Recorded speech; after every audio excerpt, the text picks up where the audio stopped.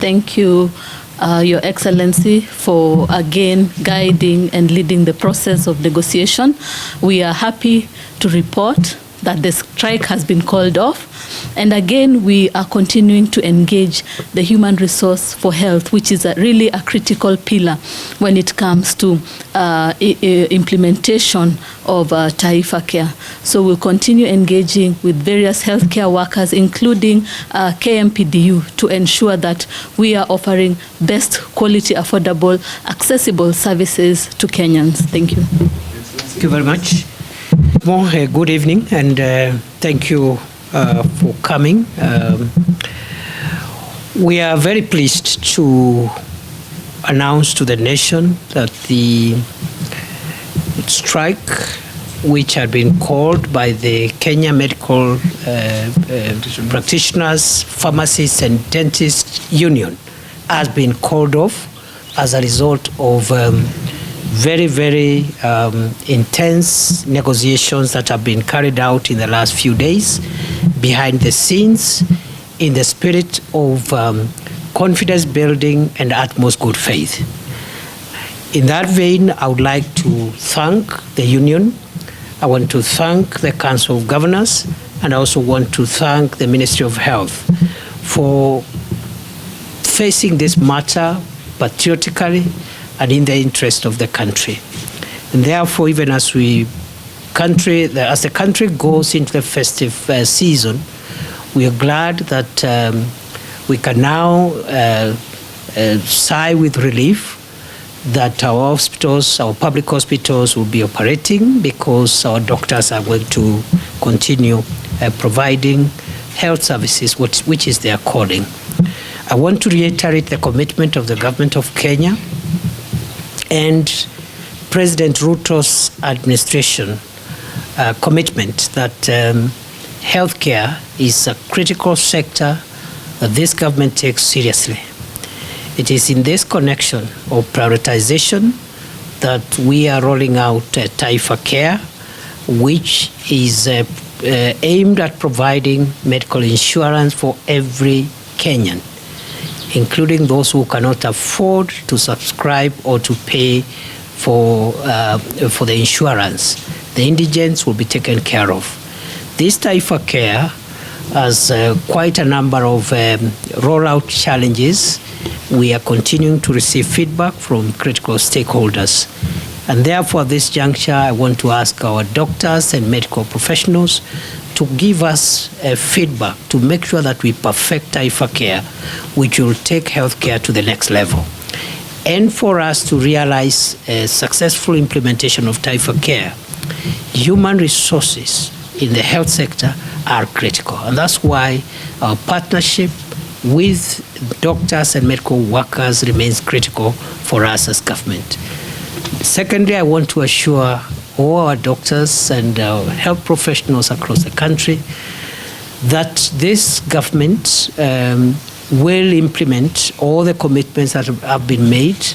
And therefore, this evening, we have been able to resolve the issue of basic salary arrears for doctors, which have been pending. It ought to have been paid from 1st July 2024.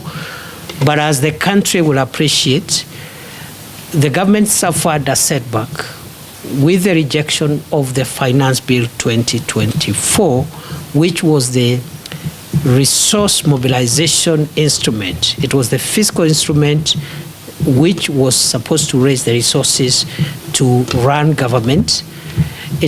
The rejection of the Finance Bill 2024 left the country grappling with a 246 billion hole in the budget. And that is what affected our commitments in many sectors, including the health sector. During the past 6 months, the government has found innovative ways of running government programs and commitments, notwithstanding the setback of the failure or the rejection of that Finance Bill 2024.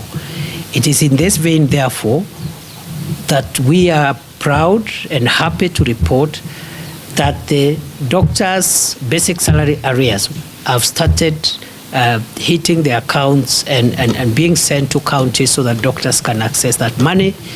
Already, some of the counties have received that payment starting today, going into tomorrow, another 10 counties, and so forth and so on. In the next 2-3 days, that payment will be completed.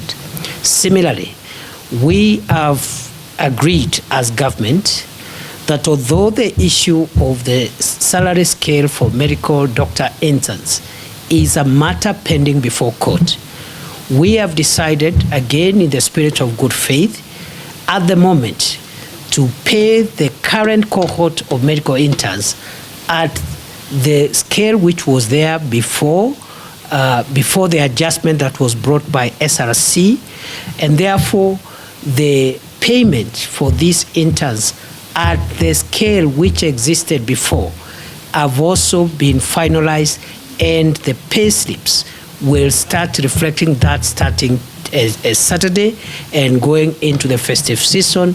All the doctors will have gotten their arrears and their salaries, and all the interns will also have gotten their adjusted salary pending the resolution of going forward what the scale will be, because that matter is being handled by the Labour Court. Finally, is to commend the spirit of good faith and trust that is building between the doctors and the union, and on one side, and also the employer, which is the county government in many respects, but also the national government providing backup to make sure that our health sector remains of high quality and operational. So I want to thank every party, everyone who has participated in these negotiations, and I want to pledge the commitment of the national government to ensure that in good faith that all the commitments that we have made this evening and the commitments that will be made in the future will be honored as a way of showing that we believe that doctors and health workers provide critical services. They are professionals who need to be treated well, and will continue trying to accommodate them as much as possible within the available resources, and also taking into considerations the other commitments we have in running our country going forward. This is the spirit that we need to develop and cultivate, build trust, build confidence, and in good faith be able to close ranks and even sometimes bend backwards. Either way, whenever we are called to, for the sake of our country, for the sake of the people of Kenya, and for the sake of making sure that the health of the people of Kenya is not compromised. Thank you very much. Have a good evening. Can we pray?